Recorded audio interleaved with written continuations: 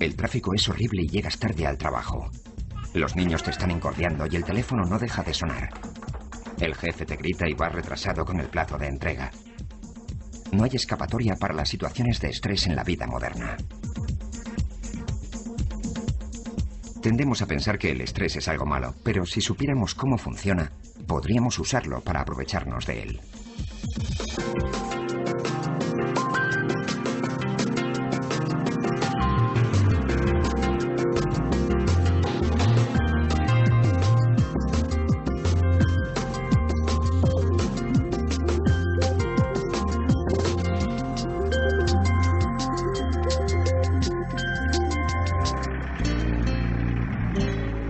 El ritmo de vida ha cambiado en la época moderna. Hace 50 años la gente no hablaba del estrés, mientras que hoy en día es un tema candente de conversación.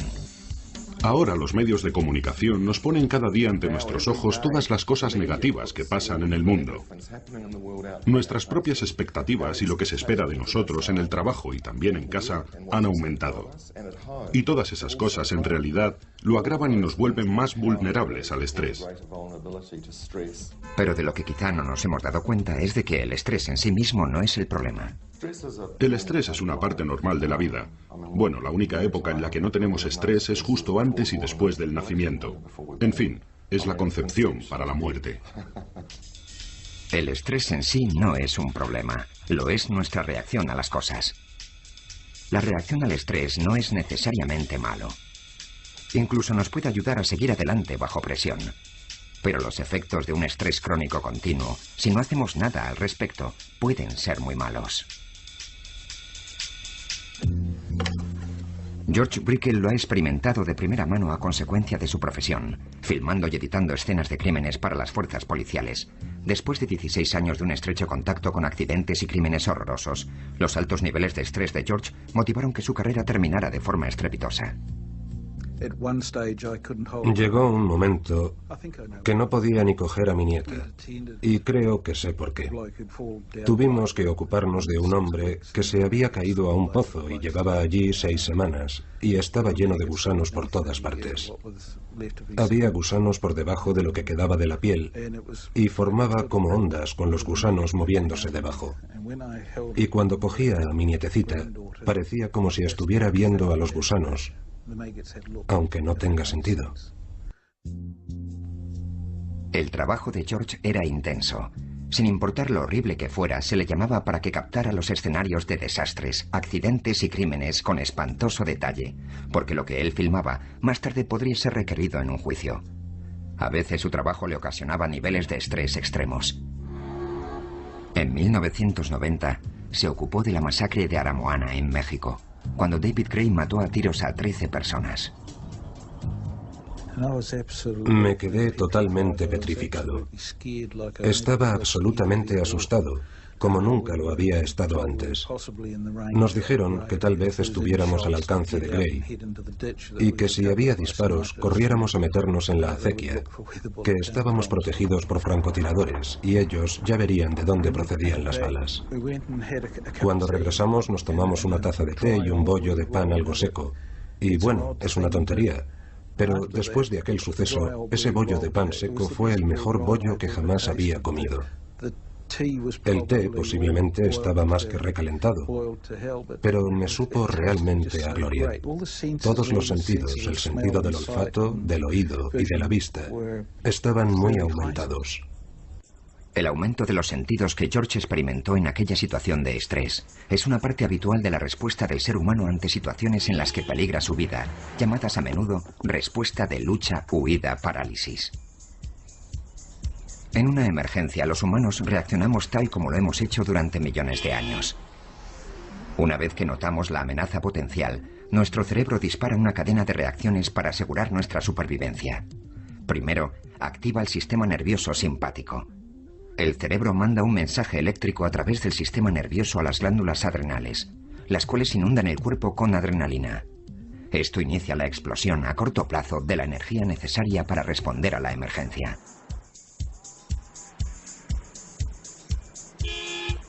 Mientras el mensaje viaja a través de nuestro cuerpo, las pupilas se dilatan para aumentar el flujo de información. Los músculos se tensan y nuestra respiración se hace más rápida y superficial para que aporte más oxígeno a la sangre. Los latidos del corazón aumentan la velocidad para que la sangre pueda circular 5 veces más deprisa y con más fuerza de lo que lo haría en estado normal. Los diminutos músculos circulares que rodean nuestras arterias se comprimen. La presión arterial aumenta y la sangre llega con mayor rapidez a los músculos implicados. Lo importante de todo eso es que es una reacción a corto plazo. Ya nos atropelle un autobús o escapemos. Si escapamos, el peligro desaparece y nuestro cuerpo regresa a un estado más estable. Obviamente, esta respuesta ancestral sigue siendo útil cuando estamos a punto de que nos atropelle un coche. Pero no lo es tanto cuando es provocada por situaciones estresantes que no amenazan nuestra vida. Veámoslo ahora desde la inmediata amenaza de tengo una fecha límite, tengo que tener escrito este informe mañana por la mañana o perderé mi empleo y me siento totalmente bajo presión y con estrés. La respuesta al estrés está conectada directamente en nuestro sistema y en el mundo actual puede ser activada por todo tipo de cosas, a menudo más emocionales que físicas. No hay consecuencias físicas, pero si yo pienso que es una situación estresante, estoy diciendo a mi cuerpo, aquí hay una amenaza. Y mi cuerpo responde como si fuera una amenaza física, por lo que activa la respuesta de lucha y huida. ¡Apaga la luz! Nuestro cuerpo se inunda de adrenalina tal como ha hecho durante millones de años, pero la respuesta física que estamos preparando ya no es una opción. El problema en el mundo moderno es que, ante la mayoría de las amenazas a las que nos enfrentamos ahora, las respuestas apropiadas no son las de lucha, huida o parálisis. Si estamos en una situación estresante en el trabajo y no nos gusta lo que nos dice nuestro jefe, ¿podemos levantarnos y salir corriendo? No lo creo. ¿Podemos luchar? ¿Podemos rebelarnos? No lo creo. Si nos quedamos paralizados, se preguntará qué demonios nos está pasando. Ahora, una de las cuestiones que tenemos entre manos es encontrar diferentes medios para afrontar el estrés y procesarlo. La respuesta al estrés es una realidad psicológica. Ignorarla no evitará que cause daños, pero no tiene por qué ser perjudicial. De hecho, podemos utilizarla para beneficio nuestro. Sin reparar en si lo que provoca es emocional o físico, nuestra experiencia en estrés sigue una curva previsible. Los atletas de éxito saben cómo manejarse en esa curva. Así pueden estar en la zona de máxima actuación en el momento apropiado. En un deporte de contacto, fallar tu primer par de placajes porque tratas de llegar demasiado rápido en vez de tranquilizarte y dejarte llevar. Por otro lado, si estás por debajo de tu zona, te pierdes la mitad del juego antes de que te des cuenta. Es todo un arte. Y los que pueden hacerlo sistemáticamente son generalmente los que funcionan bien.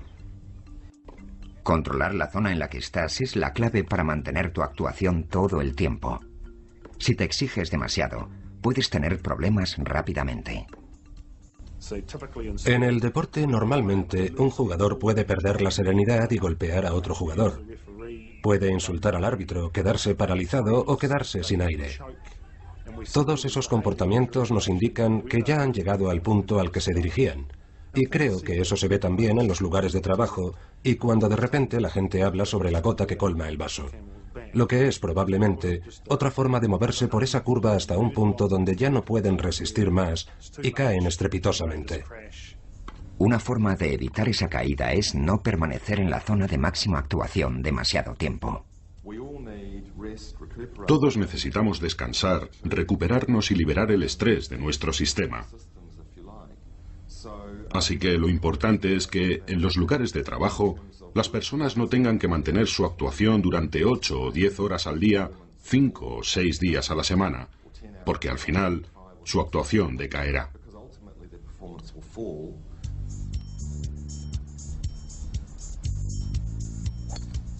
Después de 20 años de duro trabajo como jugadora de primera en el mundo empresarial, la ejecutiva de IBM, Sandra Pickering, se despertó una mañana después de 2 semanas de vacaciones y no podía enfrentarse a la vuelta al trabajo.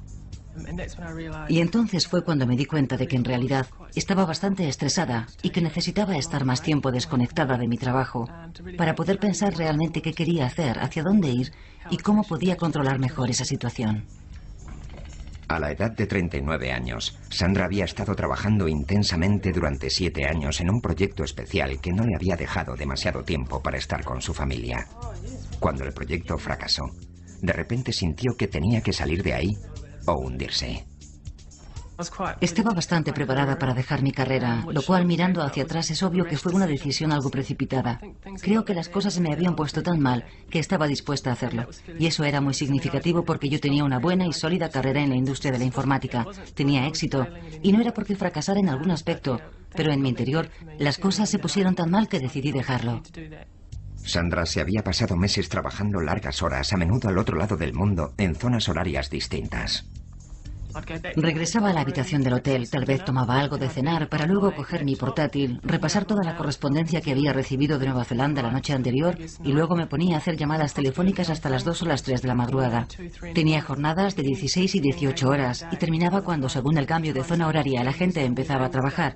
En la conferencia había entre 5 y 20 personas y podía durar de 30 minutos a 2 horas. Se planteaban varios temas, por lo que podías terminar tratando unas 10 operaciones después de una conferencia de 2 horas a las 2 de la madrugada. Y yo permitía que eso sucediera por dejar mi móvil conectado, obviamente, y por mirar mi correo. Vaya que simplemente debería haberlo apagado todo. Pero Sandra no apagó nada. Continuó esforzándose para seguir con su labor todo el tiempo necesario para acabar su trabajo sin reparar en su propio coste. Básicamente estaba extenuada. Estaba realmente cansada. Unos 12 meses antes de todo esto tuve muchos problemas para poder desconectar del trabajo. Me resultaba difícil relajarme. Creo que todo empezó a gestarse durante un periodo y supongo que lo más significativo para mí fue la falta de sueño. Y creo que lo que ocurrió después es que empecé a sentir ansiedad. Me resultaba muy difícil hacer cosas que no fueran de trabajo, porque para mí trabajar durante largas horas se convirtió en un hábito, por lo que cuando tenía tiempo libre no podía relajarme de la forma que lo solía hacer. Fue una combinación de factores, pero principalmente la falta de sueño creo que fue lo que me hizo sentir muy estresada. De hecho, Sandra estaba experimentando algunos de los síntomas clásicos del estrés crónico. Si el estrés te lleva hasta el punto de estar con un ansia constante, preocupado, agitado y no puedes relajarte, bueno, eso es que estás atrapado en un círculo vicioso donde las cosas que normalmente te iban bien ya no funcionan. Entonces es el momento en el que hay que pasar a la acción y algunas veces buscar el apoyo de otros o hasta la ayuda profesional puede ser importante. En fin, si ya no te puedes relajar, descansar y recuperarte, es una señal de que estás en terreno resbaladizo. Sandra estaba deslizándose pendiente abajo de manera continuada. De estar saludable con un estrés normal pasó a un estrés enfermizo. Eso puede pasarle a cualquiera.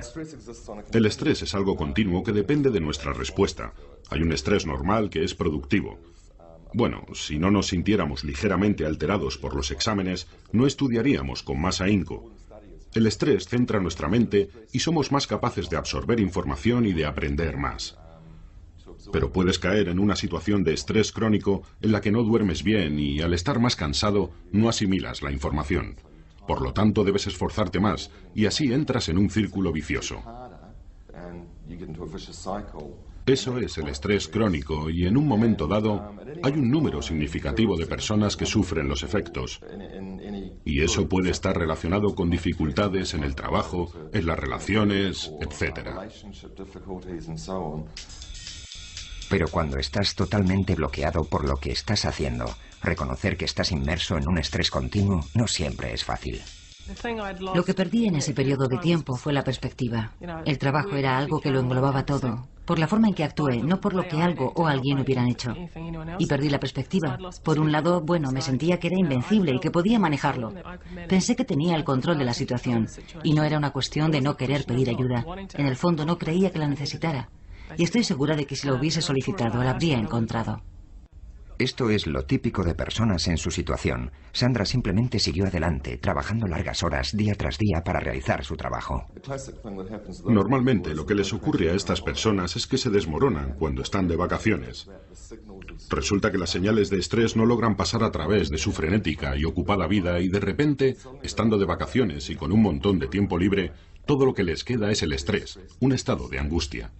Y eso es exactamente lo que le ocurrió a Sandra. Necesitó 2 semanas de descanso para que el mensaje pudiera llegarle. La primera semana empecé a relajarme, la segunda empecé a ponerme tensa pensando que tenía que volver a trabajar la semana siguiente. Y entonces es cuando supe que algo no andaba del todo bien. Las cosas llegaron a un punto crítico y es que ya había llegado al límite. Al estar esforzándose sin descanso, Sandra se había salido de la zona de máxima actuación, lo que en términos de estrés se llama la fase de resistencia. Ella seguía actuando, pero le costaba cada vez más y estaba empezando a sentir los efectos del estrés crónico. Cuando el estrés se convierte en algo demasiado fuerte para nosotros, desarrollamos una amplia gama de síntomas, los cuales están directamente relacionados con las hormonas y la fisiología subyacente de las que hemos hablado. Así que las personas que están incesantemente percibiendo amenazas en situaciones de estrés y que están asiduamente segregando adrenalina a su sistema, tendrán una variedad de síntomas como resultado de ello. Y no es solo la adrenalina lo que produce estos síntomas.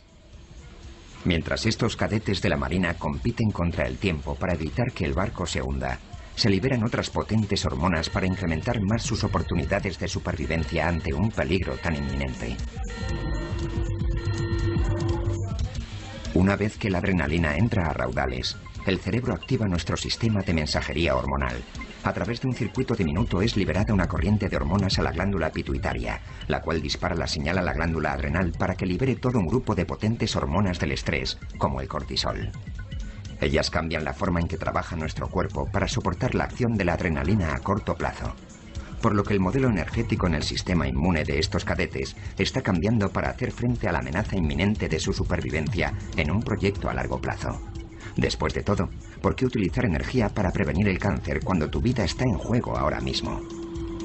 Se han realizado varios experimentos por todo el mundo midiendo el impacto en el sistema inmune de estas poderosas hormonas del estrés. En América, los cuestionarios de estrés los rellenaban voluntarios a los que luego les rociaban la nariz con virus de la gripe. Las personas que se veían a sí mismas con un alto índice de estrés eran más propensas a coger la gripe, demostrando que su sistema inmune estaba afectado por el estrés. En Nueva Zelanda, continuaron las investigaciones usando a personas que eran operadas. Una semana antes de ser intervenidas quirúrgicamente de hernia, varias personas rellenaron un cuestionario sobre cómo calificaban el grado de estrés en su vida. Luego, en las primeras 24 horas después de la operación, se le recogió líquido de las heridas para analizarlo. Cuanto más estresada se sentía la persona antes de la operación, más baja era la concentración de células inmunes en la herida durante las siguientes 24 horas, mostrando que no solo era susceptible a infecciones, sino que otras partes del sistema inmune involucrado en la curación de la herida también estaban afectadas por la percepción del estrés. Y el sistema inmune no es el único que puede estar afectado. Demasiadas hormonas del estrés circulando pueden afectarnos de muchas maneras.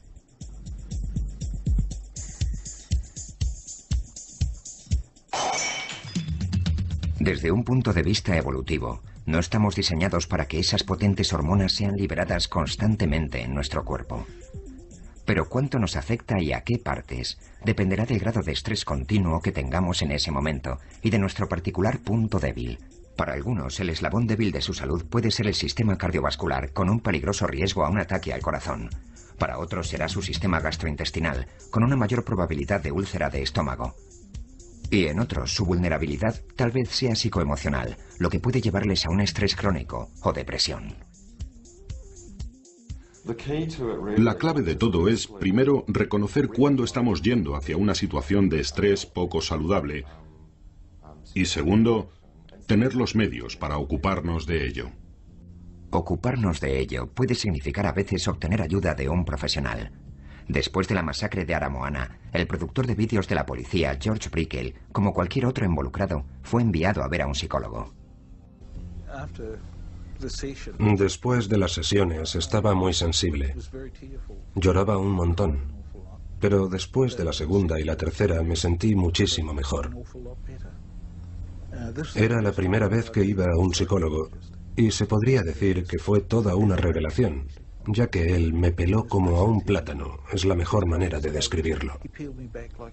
Trabajos como el de Fox Pine, en el que había participado, otros, incluso con niños, y otro tipo de cosas que habían ocurrido, Él me lo sacó todo. Y de repente yo tenía que afrontarlo y hablar de ello. Y eso fue, por un lado, desagradable. Pero al cabo de un rato me sentí mucho más aliviado. A pesar de la ayuda profesional, después de algunos años de rozar en ocasiones el estrés crónico, George ha llegado a un punto donde se le ha diagnosticado PTSD, trastorno de estrés postraumático. Obtuve una analogía bastante buena de un psiquiatra. Me dijo, puede imaginar que abre un armario y va metiendo ropa, sábanas o lo que sea, y sigue metiendo cosas y puede cerrar la puerta, hasta que llega un momento que está tan lleno que hay que empujar la puerta para cerrarla. Y entonces lo llena a reventar y la empuja más hasta lograr cerrarla. Con eso cree que todo está arreglado, pero entonces se abre de golpe. Algo muy parecido es lo que le ha pasado a usted. Si llevamos esta analogía más lejos, a la realidad del estrés en nuestras vidas y la necesidad de afrontarlo, la persona que llega al punto en el que el armario le estalla de golpe es claramente alguien que no es capaz de ver las señales de que el armario está llenándose demasiado. Mientras que las personas que no son tan vulnerables al estrés, a menudo son aquellas que son capaces de ver que el armario se está llenando y hacen una limpieza rápida. Sandra era totalmente inconsciente de que sus niveles de estrés estaban llegando a ser perjudiciales. Para cuando descubrió que algo marchaba mal, le costó unas 10 semanas interminables recuperarse. Es que no lo sabía. No es igual que cuando te encuentras mal. Para mí simplemente se convirtió en la forma normal de funcionar. Estaba tensa, me inquietaba rápidamente y perdía los nervios por cosas sin importancia. Seguramente no era muy agradable estar junto a mí. Mi bienestar personal no era el que debería ser. Tuvo que ocurrir algo bastante dramático para que me detuviera y tomara un descanso, para mirar retrospectivamente y ver que tal como funcionaba, algo no marchaba bien. Como Sandra y George, muchas personas no reconocen que sus niveles de estrés están fuera de control hasta que ocurre algo dramático. Pero síntomas como no poder dormir con facilidad, dolores de cabeza, problemas estomacales, manos sudorosas y dificultades al respirar pueden ser las señales de que estamos precipitándonos a un estrés continuo. Ojalá se pudieran reconocer. Otros síntomas como nerviosismo, pérdida de memoria a corto plazo, no ser capaz de concentrarse, reaccionar exageradamente y mal humor, son también formas que tiene el cuerpo de avisarnos. Algunas personas no reconocen los mensajes que les envía su cuerpo, músculos tensos, un nudo en el estómago o un montón más de distintos tipos de síntomas que produce el estrés, por lo que esos síntomas van empeorando más y más antes de que puedan responder a ellos. Sandra tardó mucho tiempo en reconocer los síntomas del estrés y su marido Phil tampoco era consciente de que existiera algún problema. Sandra se guardaba el estrés para sí misma. Y debo decir que hizo un buen trabajo. Yo no sabía que estuviera bajo tanto estrés, así que me sorprendió cuando Sandra dijo que no podía afrontar la vuelta al trabajo. De hecho, me quedé anonadado. Pensé, oh, vamos, tienes que volver a trabajar, tienes que mantenerme, ocuparte de Jordan y de mí, seguir con el estilo de vida al que nos hemos acostumbrado los últimos 5 años. Pero sí, en realidad fue una conmoción. Y de hecho eso provocó un poco de tensión entre nosotros. Yo no podía comprender por qué no lo entendías. Es cierto, así fue, sí. Ahora que me lo recuerdas fue así, porque yo le decía, venga, vamos, levántate, levántate, no seas tonta, levántate y vete a trabajar. Y ella solo decía que no. Hasta que acudió al médico y le dio la baja. Entonces acepté el hecho de que, efectivamente, tenía un problema. Cuando comprendió lo que le pasaba, Sandra tomó inmediatamente medidas para poder salir de ese estrés continuo. Ella lo identificó como una pequeña cuesta abajo, pero todavía era capaz de aguantar y seguir funcionando. Las razones para ello eran fundamentalmente 2. Primero, tenía una gran resistencia personal. Y segundo, la forma que tenía de pensar y las normas en las que se basaba probablemente iban a cambiar. Las personas que son capaces de identificar el estrés y hacerle frente, normalmente son personas que saben reconocer cuándo están teniendo problemas. Mientras que las que continúan descendiendo por el camino del estrés son a menudo personas que tienen una baja autoestima y tienden a sobreactuar para compensarlo. Por ejemplo, suelen ser muy perfeccionistas y se ponen unas metas tan altas que nunca llegan a alcanzarlas. Y se ven forzadas a seguir, seguir y seguir. No son capaces de aceptar que tal vez no puedan lograrlo. Por lo que irán descendiendo más y más por el estrés continuo hasta que ocurra algo. Y ese algo, en el peor de los casos, puede llevarlas a una depresión grave y a un colapso nervioso. Bronwyn Thompson había recorrido un largo camino junto al estrés continuo antes de darse cuenta de que algo marchaba mal. Probablemente ya estuviera deprimida mucho antes de que yo aceptara colgarme esa etiqueta, pero algo llamó mi atención cuando mi hijo tenía 8 meses y yo trataba de estudiar para un examen. Al tener un bebé que no dormía bien, yo estaba perdiendo peso y tampoco podía descansar. Y aunque se quedara dormido, yo seguía sintiéndome fatal. Así que fui al médico de cabecera y le dije, me siento fatal. Y me respondió, ¿estás deprimida? Me quedé horrorizada. Pensé, es imposible, todavía estoy estudiando, me estoy manteniendo, solo me siento mal. En esa época, Bronwyn se había impuesto a sí misma y a su forma de vida unas normas muy estrictas. Cosas como, debo llegar a tiempo, debo agradar siempre a la gente, o debo dar siempre el 100%. Ese tipo de cosas son las que te dirigen en este mundo.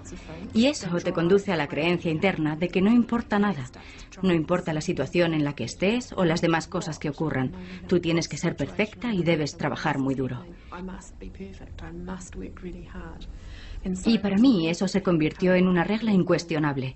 No decepcionar nunca a nadie, no debía defraudar a nadie. Siempre tenía que ser perfecta y debía trabajar realmente duro. Y eso lo regía todo. Todos tenemos nuestras propias creencias y pueden jugar un papel importante en cómo actuamos ante una situación de estrés y el efecto que tendrá sobre nosotros.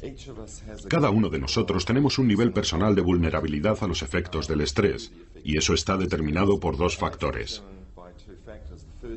El primero depende de nuestra estructura psicológica, digamos que del tipo de normas que nos impongamos, de si nos tomamos las dificultades de la vida de forma muy personal y de ese tipo de cosas. La segunda parte depende de factores biológicos. Si tenemos un historial familiar de depresiones, ansiedad y cosas así, entonces posiblemente seamos más propensos a desarrollar esos síntomas. De la misma forma en que todos somos diferentes, mental y físicamente, también somos distintos en lo que respecta a nuestra vulnerabilidad ante situaciones de estrés, al igual que a lo que cada uno encuentra estresante. Lo que para una persona puede ser un gran problema, no necesariamente tiene que serlo para otra. Nuestra capacidad individual para abordar el estrés se pone a prueba cuando nos enfrentamos a sucesos estresantes en nuestra vida. Muchas de las cosas más estresantes en la vida, como la muerte de un familiar, son inevitables.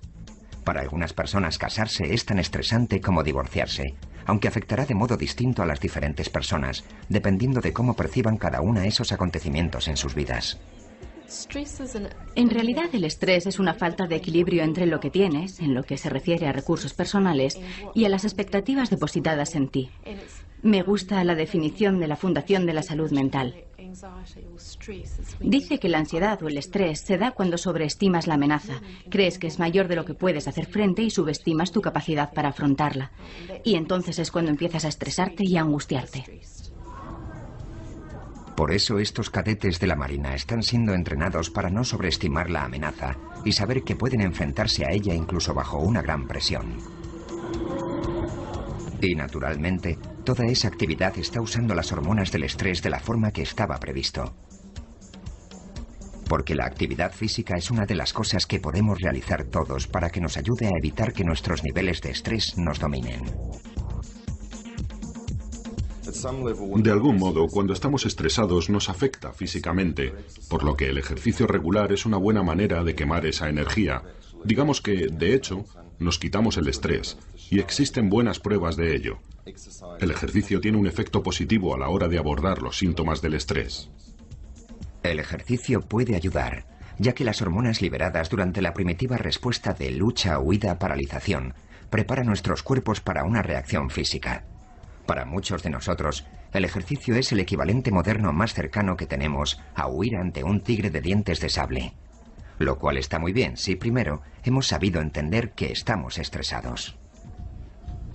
Es muy importante ser capaz de reconocer el estrés cuanto antes, pero también lo es reconocer que para algunos eso no está a su alcance, por lo que es importante que la gente tenga acceso a los sistemas en el lugar de trabajo y en su vida, que puedan reconocer las señales del estrés y así ayudar a esas personas a identificar qué es lo que les causa problemas y ser capaces de tratarlos.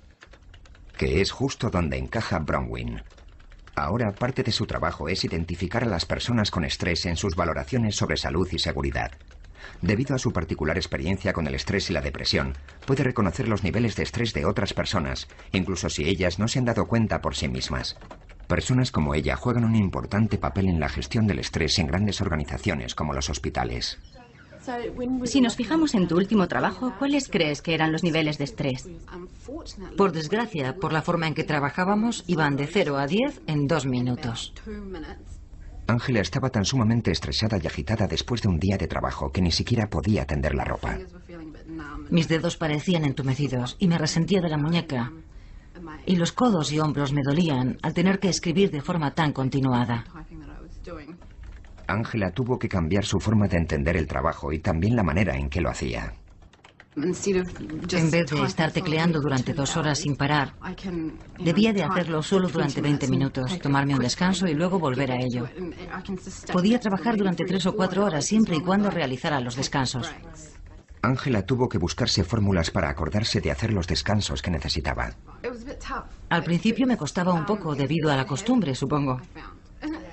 Estaba muy habituada a hacerlo de aquella forma, así que tenía que frenarme. En realidad tuve que ponerme notas diciendo relájate y cosas como tómate un descanso. De hecho, Ángela estaba aprendiendo a no ignorar las señales del estrés que estaba mostrando. Escuchar lo que te dice el cuerpo. Si me duele en algún lado es por un motivo. Hay que dejar de ignorarlo y cuidar de uno mismo. Bronwyn también animó a Ángela a cambiar las reglas por las que se regía. Me recordaba que psicológicamente era bueno hacer un descanso. Bueno, que no era malo el que descansara un par de minutos. Que no era por vaguería. Eso, que no era por ser vaga. Solo estoy cuidándome y ahora hasta puedo irme a casa y relajarme. Y si quiero, si me apetece, puedo colgar la ropa limpia y esas cosas. Y ahora hasta puedo levantar los brazos y cosas así. A diferencia de Ángela, el productor de vídeos de la policía, George Brickell, sí reconocía cuando sus niveles de estrés se le estaban yendo de las manos. Sabía cuándo necesitaba un descanso para recuperarse del estrés de su trabajo. Y debido a la cantidad de horas que trabajaba, a veces eso ocurría de forma natural. En una ocasión, con Kirtza Jensen, por ejemplo, trabajamos durante 34 horas sin descanso, sin dormir, y muchas otras veces 24 horas y hasta 26 horas. Un día normal suponían unas 10 horas de trabajo. Debido a que acumulaba un montón de horas, a veces George podía coger hasta un mes libre para ponerse al día. Eso era estupendo, porque cuando me encontraba realmente mal, o empezaba a sentirme mal, sabía que podía cogerme un mes libre y luego regresar totalmente nuevo y con la mente renovada. De lo que está hablando George es del tiempo de recuperación, una parte esencial en la curva de respuesta al estrés. Es el tiempo de descanso que todos necesitamos para poder seguir actuando, ya sea en nuestra vida en la oficina o como jugador de rugby profesional. No importa lo fuerte que seas mental o físicamente. Tienes que tener tiempo para descansar, porque, de lo contrario, la acumulación de tensión y la ansiedad que te provoca no te permitirían seguir funcionando. Sería imposible. La recoge y se lanza en los últimos segundos. Y hay un nuevo intento por parte de Razor Robertson. Si no te recuperas, perderás tu coherencia, básicamente. Y creo que tampoco serías capaz de llegar a lo máximo, porque fijas tus miras semana a semana.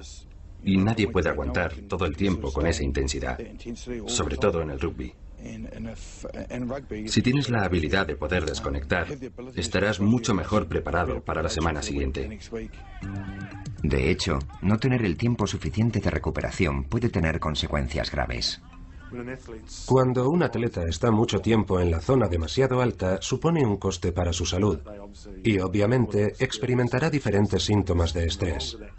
Y cuanto más tiempo esté en ella, el grado de intensidad de esos síntomas se incrementará. Y si un atleta continúa así demasiado tiempo, puede quemarse. Entonces, el atleta tiende a venirse abajo, pierde toda la motivación para entrenarse, para involucrarse, y a menudo necesita alejarse un cierto tiempo de ese ambiente de acción para despejarse y reavivar la llama en su interior. Así que todo el mundo necesita tiempo para recuperarse. Pero a veces, sobre todo si nuestra vida es particularmente estresante, el tiempo normal de recuperación no es suficiente. El punto crítico de George Brickell fue cuando tuvo que hacer un vídeo recopilatorio para los aspirantes a policía. Tuve que elaborar un programa sobre muertes, y eso suponía que debía reunir todo tipo de muertes que puedas llegar a imaginar. Por ahorcamiento, por ahogamiento, por armas de fuego, por palizas, accidentes de avión, lo que fuera. Y estuve expuesto a todo eso, para luego juntarlo, revisar el material y empezar a editarlo. Fue una exposición muy continuada. Después de 16 años de filmar escenarios de crímenes terroríficos, accidentes y desastres, los niveles de estrés del productor de vídeos de la policía estaban fuera de control. Volvía por la noche para hacer la edición a esas horas, simplemente para que la gente no pudiera verme llorar. Me echaba a llorar por cualquier cosa, tópicos, olores o sonidos.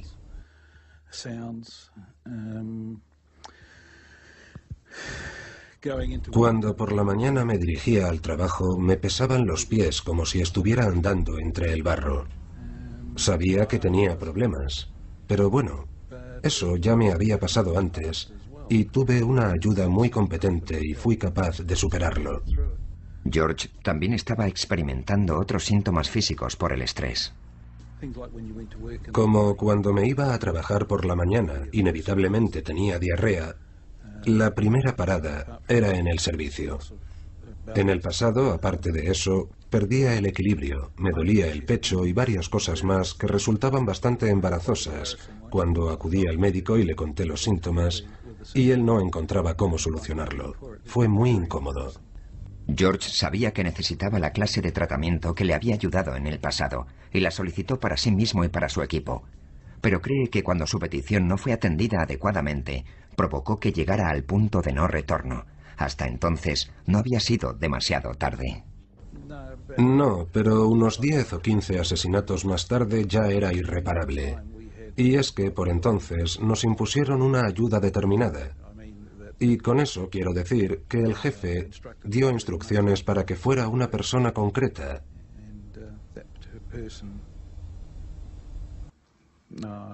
Pero con esa persona no funcionó y se lo comunicamos al jefe.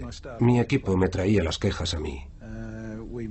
Insistimos sobre el tema, pero se nos dijo que debíamos solucionarlo nosotros con esa persona. Todavía estoy muy enfadado por ello. George estaba tan convencido de lo mal que lo habían tratado sus jefes que hasta les denunció. El daño mental que sufrió George Brickell y la forma en que se le trató costó al departamento de policía $242.000.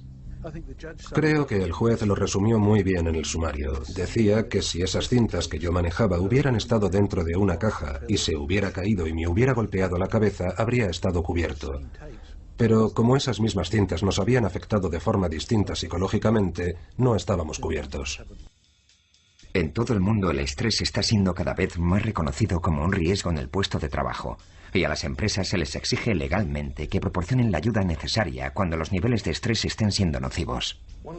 Uno de los problemas con esto es que en los trabajos que hemos realizado en empresas, sin duda, los empleados con el nivel de estrés más alto de todos son los ejecutivos. Sandra Pickering se da cuenta ahora de los altos niveles de estrés que hacían mella en su equipo. Cuando admites que tienes estrés o estás bajo una gran presión, en parte te gusta, y supongo que tiendes a actuar así con la gente que te rodea. Siempre he creído que es bueno dirigir con el ejemplo cuando tengo gente a mi cargo, así que supongo que pensándolo bien, si soy completamente sincera, esperaba que ellos hicieran algo parecido, porque si yo lo hacía, ¿por qué no podían hacerlo ellos? Y creo que eso era algo que estaba mal por mi parte. La falta de conciencia es bastante típico de las personas en su situación.